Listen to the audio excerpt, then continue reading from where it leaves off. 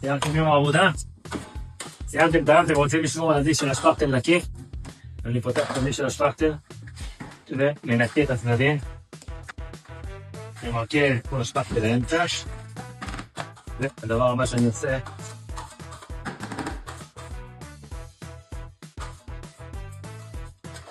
אני לוקח ספוג וננקה את הצדדים של הדלי, שלא יהיה לנו ברד עם השפכטל.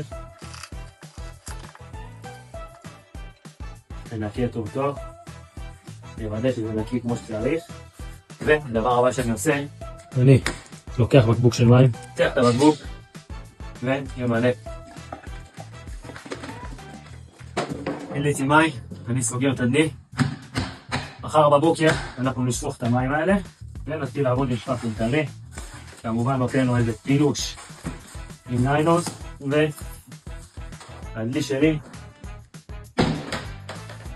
מוכן למחר. איך סבתא שלי אומרת? בוננזה.